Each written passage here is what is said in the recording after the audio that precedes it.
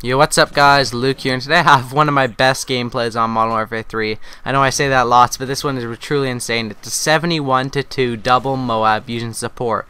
I don't know if this is the first double MOAB, not using, or using support. I know I've seen there's one double MOAB using assault, and obviously many using specialist, but I thought this was very impressive since I was using the support kill streaks.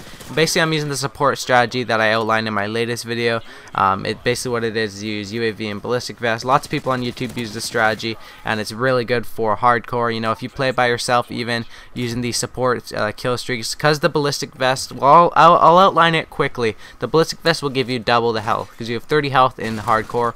The ballistic vest gives you 33.3% more health, so I'm pretty sure you get up to 60% health, or you at least get 45. I'm not really sure, but I'm pretty sure that the ballistic vest does help. It does make you less vulnerable to the enemies, and you can kill them in one shot, they can kill you in two, so obviously you're going to have the upper hand if you're a better player as well, and how you maneuver around the map.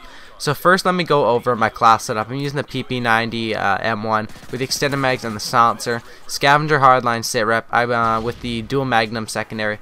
I believe that this is the best setup for hardcore, to use scavenger with the extended mags, because it only takes one bullet to kill, so I can get up to 10 kills with one clip. But I talked about that more in my other video with the support strategy.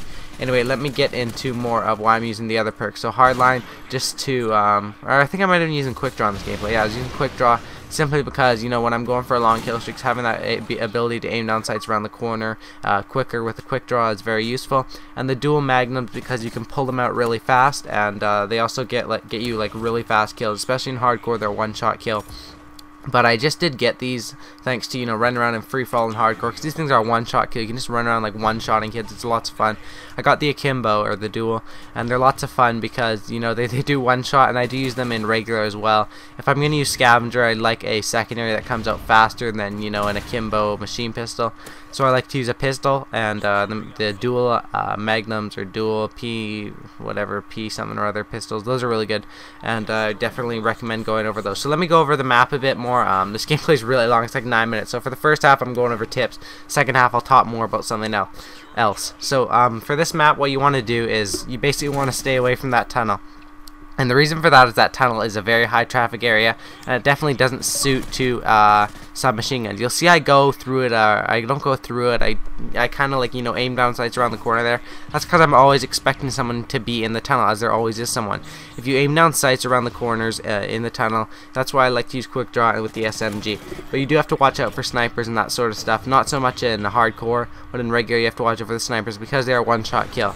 That's another thing about hardcore, is there's not really that many snipers, because it's a one-shot kill in regular and hardcore. Why would they come to hardcore where they only get 30% health, and with a one-shot weapon? It's kind of pointless to use a shotgun in this game mode unless you're using something like the Spaz 12 or something that's not regular one-shot kill, but in this game it can be.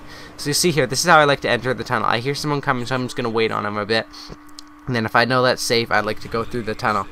But usually what I like to do around this map is I like to stick in that C to B area around that little house, and the A to C area. That's usually what I like to control. I don't really stay next to B dom because it's a long line of sight, and it's kind of not the best for a submachine gun. In free fall, I like to sit there with an assault rifle.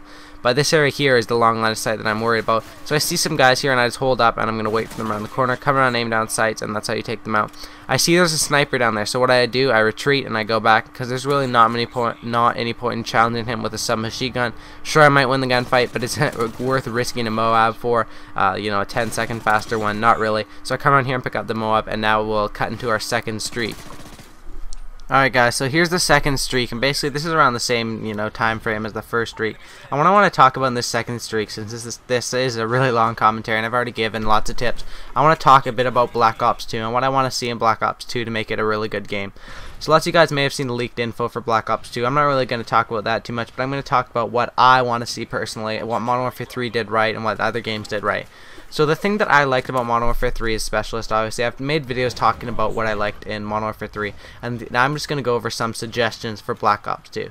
So in Black Ops 2, I want to have a system that's not Call of Duty Elite. I don't want Call of Duty Elite back.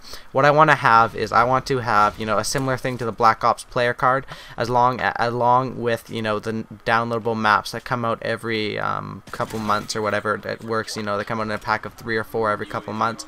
That's how I like the maps to be done, and that's how I think all the Call of Duties did it right. I'm pretty sure Call of Duty Elite will be making a return for Black Ops 2. I'm not really that excited about it. I think Call of Duty Elite is a good idea, but they failed to work on it. I mean, all you get really is the map packs, and the cool thing that I like is those Call of Duty Elite tournaments. I've only entered one, and I came 13th out of like 10,000 in a 3-hour free-for-all one, and I had lots of fun in that tournament. I think that's a great idea, but you know, people are boosting all over the place. I mean, they still need some work on those tournaments and that sort of stuff, and the website does need a lot of work. So as far as maps is a big concern for me. I like the maps from Modern Warfare 2, Call of Duty 4.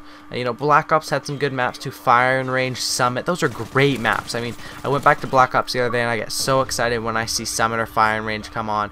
I mean, those are great maps that I want to see back. Let me know in the comments what maps you guys would like to see back.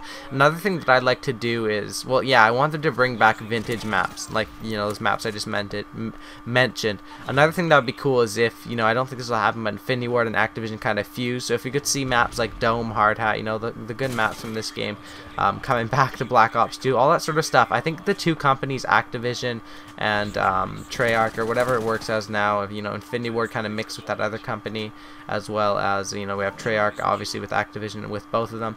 And I think these companies, if you think about it, they have 2 years to make the game, and I'm sure Modern Warfare 4 is already in the development, and I don't think they should be doing that. I mean, you can have some solid foundation down, but I mean, the community manager, you need to take, you know, feedback from the community in order to progress these games. I mean, there's obviously no progress if what most people believe the best game in the Call of Duty franchise came out in 2007 in Call of Duty 4. I mean, that doesn't look good for Activision and whatever when their best game came out 4 or 5 years ago and they're just going down. Some people think that, you know, Black Ops was a step in the right direction and Modern Warfare 3 was a step back down the staircase. And, you know, I can kind of agree with that. You know, the theater mode Black Ops implemented, the player card, all that sort of stuff was insane compared to Modern Warfare 2. If you guys remember Modern Warfare 2, the game chat, like in-game chat, was absolutely horrible. It sounds like you're speaking a different language. In Black Ops, it's perfectly crisp, clean, just like party chat. And in Modern Warfare 3, it's kind of in between. But that's something I feel for on the PS3, guys. Since you guys don't have Xbox Live parties, it must suck, you know, having to be in game chat, and if you're playing like Modern Warfare 2.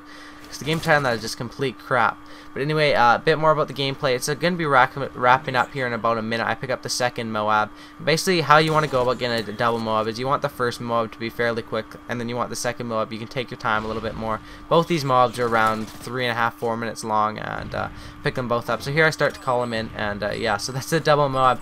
Final score, I'll show it to you guys at the end. It's 71-2. I hope you guys did enjoy. This is probably one of the best, you know, like I said, possibly, I don't know, let me know in the comments, first double support MOAB.